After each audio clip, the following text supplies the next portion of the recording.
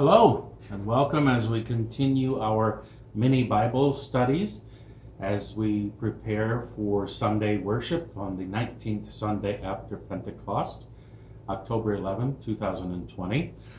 Tuesday, October 6th, looking at Psalm 23, which I will read for you and then share some of my reflections for the day. The Lord is my shepherd, I shall not be in want. The Lord makes me lie down in green pastures and leads me beside still waters.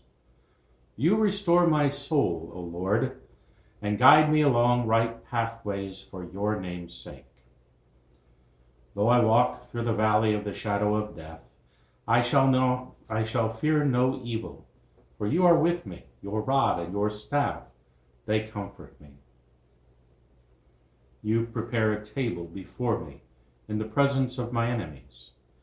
You anoint my head with oil, and my cup is running over. Surely goodness and mercy shall follow me all the days of my life, and I will dwell in the house of the Lord forever.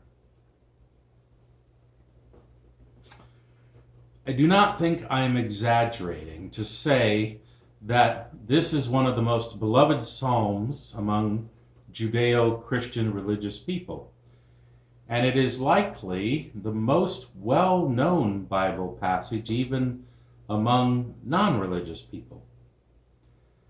A professor of Old Testament at Lutheran Seminary in Minnesota said this about the psalm.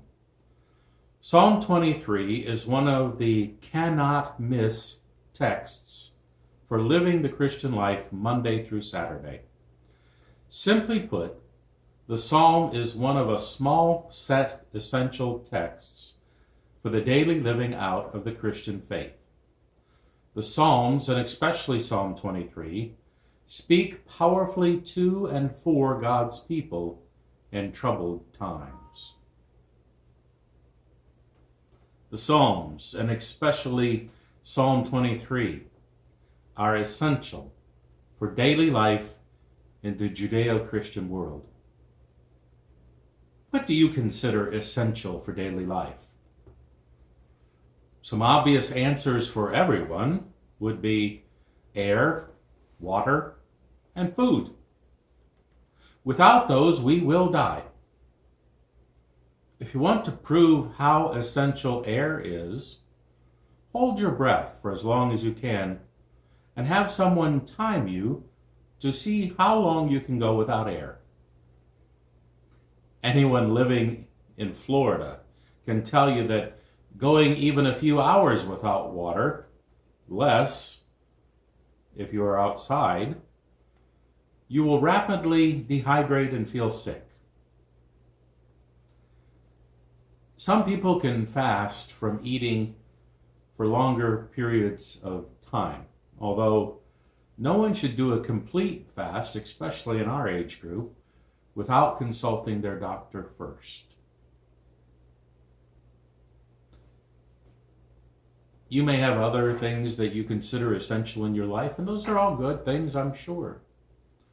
But I hope that you that are listening have been using Psalm 23 as part of your daily devotions, and especially since the world has been struck by this COVID-19 pandemic. The year 2020 has been the worst since the 1918 flu epidemic, which actually had lasting effects through April 1920, nearly 2 years. Hopefully, since we have better and more advanced medical resources, we will not have 2 years of this. Still, one of the most essential messages in the Bible for us to use is Psalm 23 during our troubled times. Psalm 23 is generally considered a psalm of trust. When used as a prayer, the psalm is spoken, and I hope you're doing it out loud, in the middle of our dire crises. A psalm of trust differs from crying out to the Lord in that we're not asking to be rescued. We are acknowledging God as the one who has already rescued us. Part of the power of Psalm 23 is the dynamic use of metaphors for crises. Valley of the shadow of death, a table in the presence of my enemies, which can apply in so many different crises. Perhaps even as you hear these words, it's bringing to your mind some kind of crises from your own life. Another part of the power is the Psalm's trust language, that God is present with us.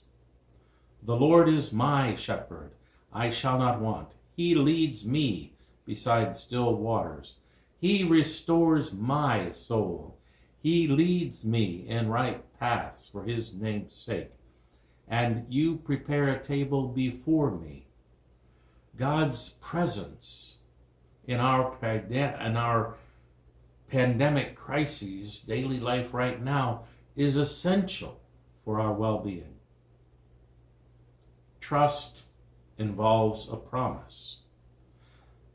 The only possible responses to a promise are to believe it or to not believe it, to trust it or to not trust it, to live as if the promise is real and trustworthy, or to live as if the promise is not real or trustworthy. Trust in Psalm 23 says, I fear no evil, for you are with me. God is with us. That imagery comes through into the birth of Jesus, who was called Emmanuel, God with us. And it follows all the way through to the ascension of Jesus, where Jesus has promised, I am with you always, to the end of the age. Thank you for joining me today, and we continue this journey, as I said, along toward the 19th Sunday after Pentecost, October 11, 2020. Take care. Have a great day. God bless.